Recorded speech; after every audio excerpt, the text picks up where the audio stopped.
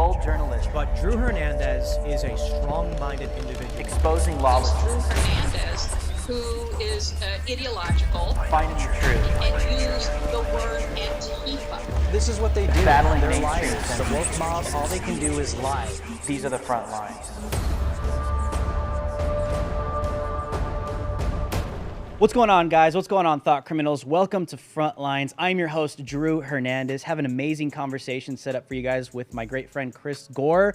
He's a commentator. He has behind-the-scenes stuff going on with what's going on with Hollywood and filmmaking. And, you know, I think a lot of people don't want to have these conversations or talk about culture, but obviously if you watch this show, you know I'm in love with that stuff. So we have an amazing episode set up for you guys. Let's get straight into it. Chris Gore. Dude, okay, let's just start off. I want people to know, because I always, I tell people when I bring people like Ryan Kinnell on and Gary from Nerdrotic, like these are dudes that I love watching like on YouTube. I love watching talk about Hollywood and the culture and comics and what's going on with, not just like what's happening with the woke stuff, but why Hollywood is where it is. Because there's so much that goes into, there's so many components that go into what's happened to the arts in the United States of America, worldwide as well. Give people, my viewers, just an introduction real quick of, you know, who you are, what you do, what you're involved with. Also, I'm a fan of yours, dude. Watching your stuff, you've just done amazing work. My name is Chris Gore, and I do a website called Film Threat. It was a magazine in the 80s and 90s, and now been online since 1996. I've also appeared on television as a TV host on places like G4 TV and Stars, IFC, FX. I've done a bunch of different shows. Also produced films, like a movie called My Big Fat Independent Movie, and currently working on a couple of documentaries that'll be out next year. But so I've been on kind of all sides of the fence, even working at film festivals, and I've seen the entertainment industry from many different vantage points. Yes, and that's what I wanted to talk about, because I think sometimes a lot of people on the right and conservatives or self-identifying Republicans, they kind of have a hard time engaging the culture, maybe because a lot of the times they don't want to, and it's being focused on politics all the time is a good thing because we want to make sure where policy is at, etc. But the left is very good at engaging the culture. They own the arts. They pretty much own Hollywood, in my opinion. They pretty much own what's taking place in the music industry, etc. Right? So that's why I like to talk about it a lot, because I want us to at least have conversations, because when you have a lot of parents that are seeing where Disney is going, seeing the direction that the parks are going in and the studios are going in, and Lucasfilm's dying, and generational, traditional movies that people grew up with dying because of these agendas, like deteriorating right before their eyes, and complaining about it. Well, let's talk about it and try and save this stuff.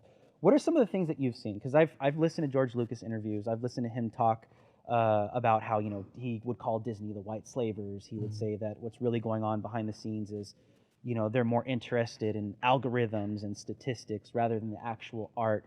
Have you seen a lot of that change in your experience with what's going on behind the scenes, of things changing in that direction where they're kind of putting agenda over creativity or agenda over art and statistics and money over the fans? Is that what you've been seeing develop over the years? It didn't just happen overnight, right? Like, It didn't. I mean, that's a very large question to address. Well, let's talk about it. But I mean, look, agenda over storytelling is not going to attract an audience. I think we've seen that. It's been very clear. And if Hollywood was truly data driven, they would look at the recent failures that they've had and really be self-reflective and look at why those things failed. And you're looking at, actually, it was just announced today that Top Gun Maverick will be re-released to theaters in IMAX. Wow. That's how poor the product that Hollywood is putting out. There was a recent failure with this film, Strange World, which when I saw this film, I'm kind of shocked at it's everything. It's sort of like if one of those teachers you see on Libs of TikTok wrote a script for a movie for kids. That's kind of what this movie is. I wouldn't doubt if that's literally like how it happened. No, it's almost laughable with someone with a checklist going, well, we got to have this, and this. And of course, it's going to lose Disney $100 million. I think that what has happened now, and I've realized over the last year in particular, is that Disney cannot be trusted with kids. And just as a father who raised young kids in the 90s, I took my kids to every single Disney movie. Lion King, Beauty and the Beast. I mean, every single one, we were there. You know, Pocahontas, everything, you name it, we were there for it. Now, if I have young kids, I really have to think about if I'm going to just go sight unseen to a Disney film because of what they're pushing. I don't want to be forced into having uncomfortable conversations with my kids when they're not ready, when they're single digit age. And look, the themes and whatnot that you're seeing in a lot of the Hollywood films, it's not new. It's not new. I've been covering independent film and going to film festivals like Sundance and South by Southwest since the 90s, okay? And those kind of films thrive there. They were called art house films. They would open in 2 theaters, one in LA and one in New York. They'd play film festivals to applause and critical praise. You'd see the laurel on the poster. This is how great this movie is. But those themes and values that were in those films don't resonate with mainstream audiences. It's very clear. So what I've seen is movies that I've been watching for years at film festivals, the themes in those films and the even the topics that are explored, you know, sexuality of a young teenager, you know, in a cartoon, which is fine. I actually jokingly said on my show on Film Threat, Disney at this point should just spin off another brand. Call it Disney Sparkle and just go full gay. Just make it the gayest. And that's nothing wrong with that. I actually believe that market exists. That market exists. Here's the thing. Here's the truth. It's a small market. It's a small market. And I think if they segmented the audience and they did a gay Disney brand, Disney Sparkle, I don't even need credit. Disney, go ahead, design the logo. You know, I think it would be, if you scaled the budgets to the audience, it could be very successful. And I think that may instill more trust in Disney. They're struggling right now, if you hadn't noticed. But yeah, no, I've seen it change where movies I saw in the 90s that I wouldn't bat an eye at, like documentaries and narrative films about, well, you know, the guys from South Park used to call it a you know, gay cowboy eating a donut. That was the term. That's what they called all the movies that played Sundance. Yeah. And again, I have no problem with those films. What's weird is seeing it on a broad mainstream level, and it's not widely accepted by audiences. I think the problem that we're having and we're seeing right now is, like, I mean, Disney's open about it. We have a not so secret queer gay agenda. Right. And I think the majority of parents are having issues that this is stuff that, like you said, that their children are being introduced to prematurely, and then they have to have conversations with their kids when they maybe didn't want to have a conversation with their kid at that age. So, I mean, yeah, there might be a market out there. Obviously, there's gay and there's queer people out there, but I think the main problem people have is Disney is predominantly targeting kids. And a lot of these themes are sexually charged. When you talk about the LGBTQ community, everything that has to do with it is sex. It is a sexual identity. So then the conversation becomes, are we really going to introduce children through Disney to sexual themes at an early age? So I think for me, I think that's kind of like the problem, and I think a lot of people that are starting to see as well, is the problem is, why are we targeting children with hypersexualized themes? Well, I think is that really art? Right. I mean, look, I think you know why kids are being targeted. You know, you're growing a constituency, so to speak, right? But what I don't like about the way Disney handles gay characters is they're all very stereotypical.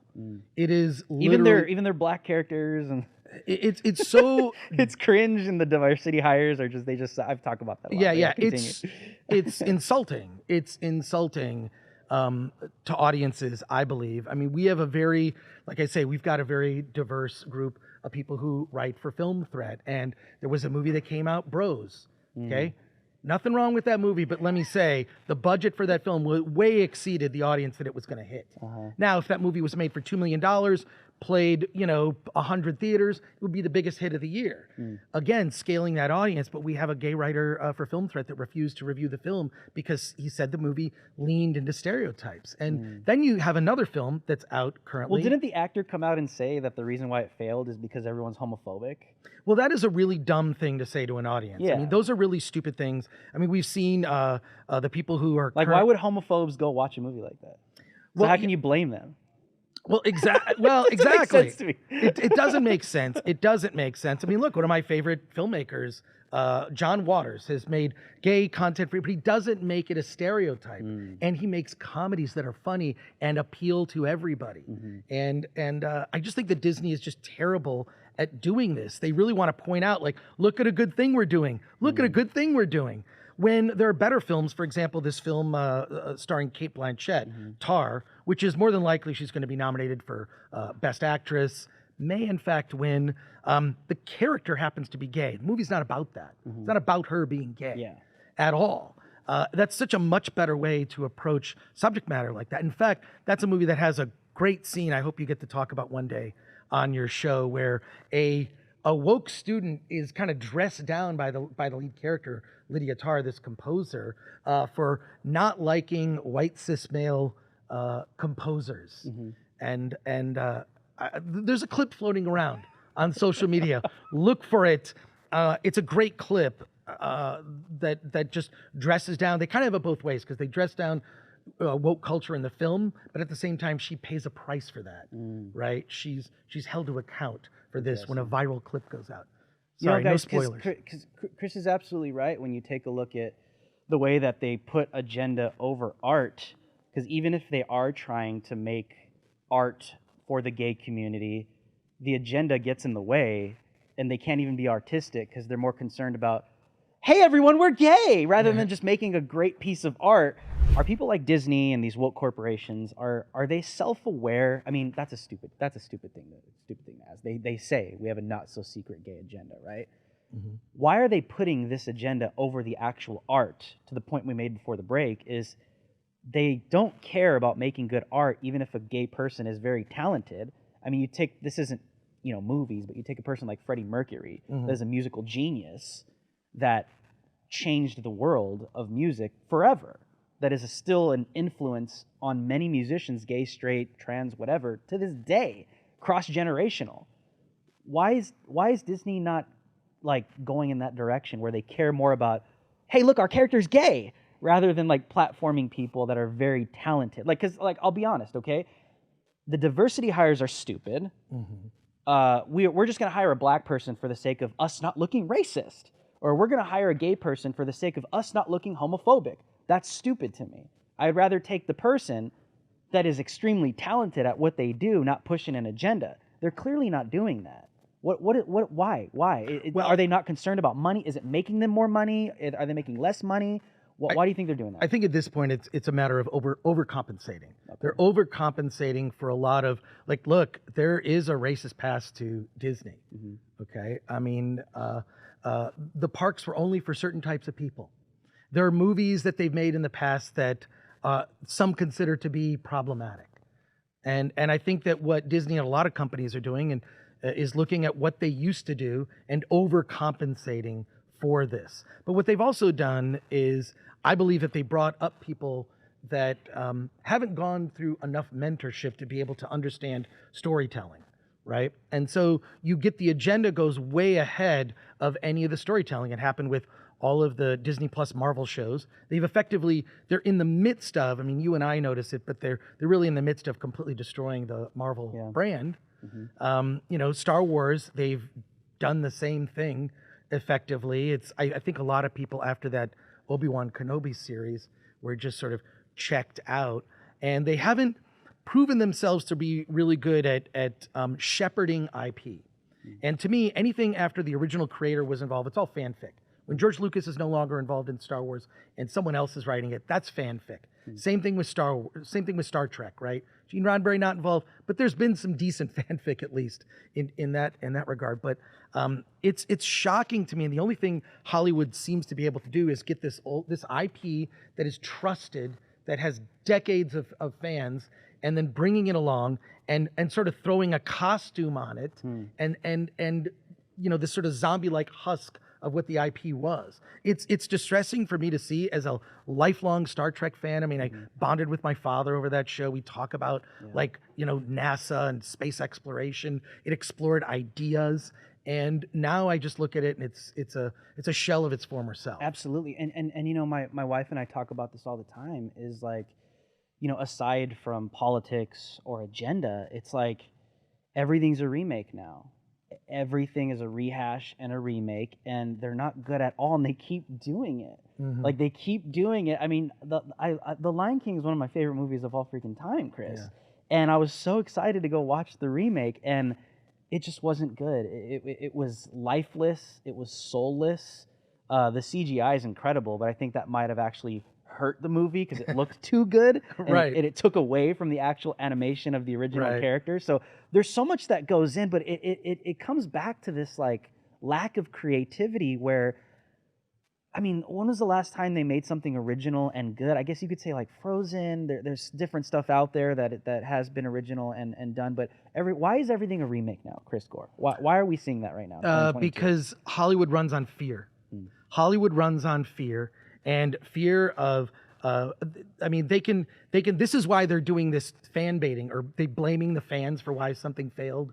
You know, Billy Eichner blaming people who are homophobic for not going to see Bros. I mean, if that's in fact the case, then the market for a film like that may be smaller than you had originally estimated, if you're really keeping that in mind. But look, it's distressing for me as well, all this stuff happening, but I also think it's a golden opportunity because just having come from indie film, my favorite filmmakers began in independent film. George Lucas is the most successful independent filmmaker of all time. Of all time. Will we see another George Lucas in our lifetime? I would like to think that that's possible, but Hollywood, because it runs on fear, is only investing in properties that have some history of success or fans.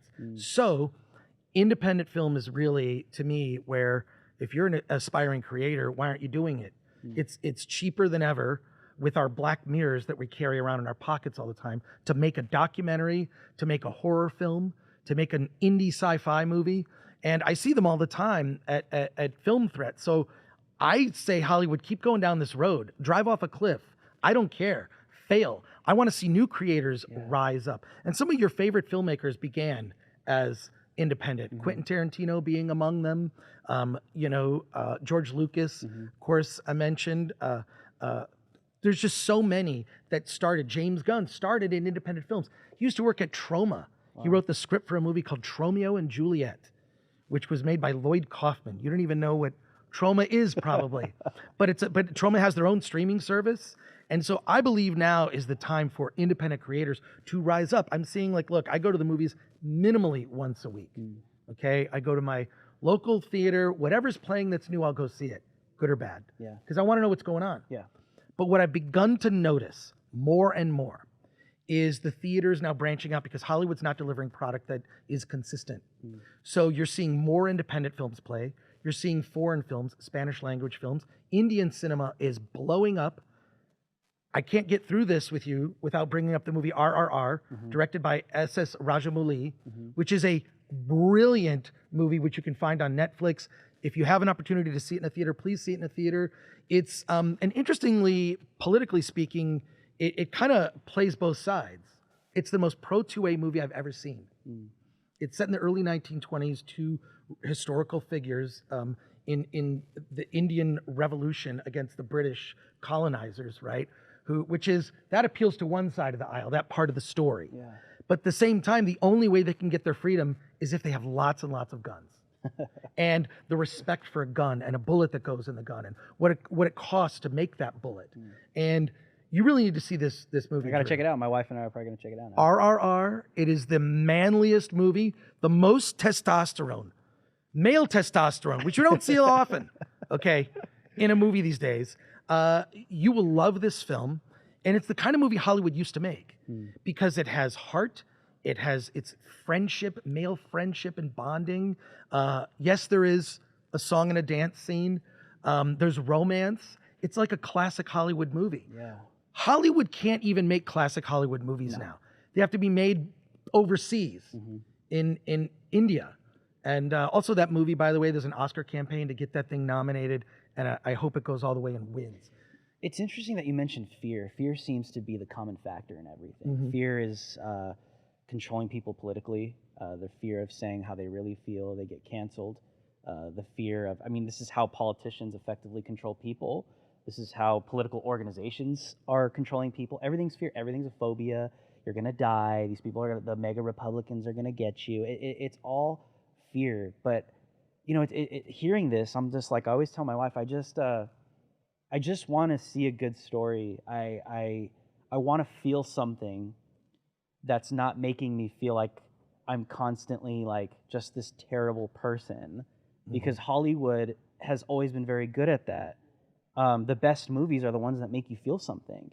And I think they're still kind of doing it, and I still think they understand the art of how to cause an emotion through a film, which is kind of the goal in my opinion. But they're doing it in a way with this agenda where they're making you feel like crap for being who you are. The color of your skin, what you believe, and it's like, it's working and it's an effective tactic because that's always been Hollywood's tactic, but you're pushing a lot of people away.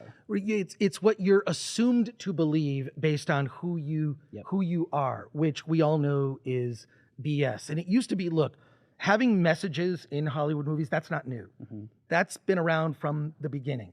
But it was always something like, I'm going to, learn from this experience, and it wasn't forced, like you're bad if you don't think it, right? It's I can digest this and choose how to feel about this myself, right? And one thing I see that the I constantly see being pushed is I want to see someone who looks like me. I don't care. Yeah. The last thing I want is a movie where the person looks like me. I know what I don't care. The point of all fiction, literature, comic books, movies, video games, television, is to see a story through someone else's eyes and to experience that. That is growth. That is empathy, right? And that's how we grow. And so Hollywood's obsession with, we got to make everything so someone looks like you. No, that's ridiculous. But it's stupid. It is stupid. Here's why it's stupid. It's because like Disney comes out like, we got Shang-Chi, yes, a bunch of Asians. We got Wakanda Forever, all the black people. It's like as if they're the first ones to ever make a black movie in American history. I've been watching. It takes away from what's already been done, Chris. Right. It takes away from all of the great black actors that have already gone down that path, that have paved the way, all of the minority actors that have made amazing movies. George Lucas is right. These people are like white slave owners, and they think they own everybody. We got 30 seconds, Chris. Okay. Final words, and where can people follow you?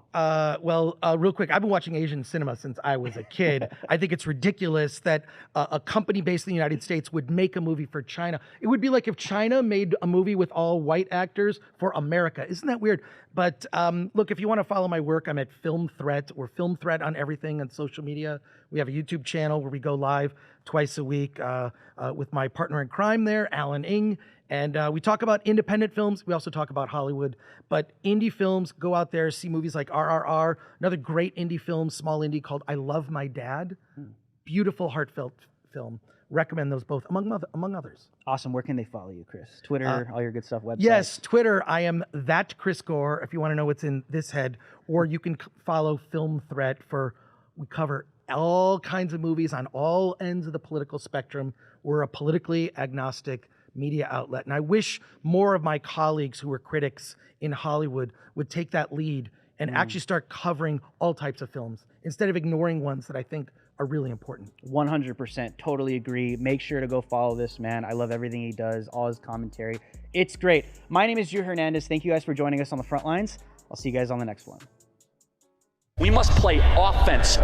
Game on. You expect the rest of the world to live in La La Land. We're not. We've been saying these things from day one. Our solemn vow to you, be good, be brief, be gone. You might find yourself changing your opinion on things you've never even thought twice about. That really sets America apart. You are not ready for season 2. This is Reloaded.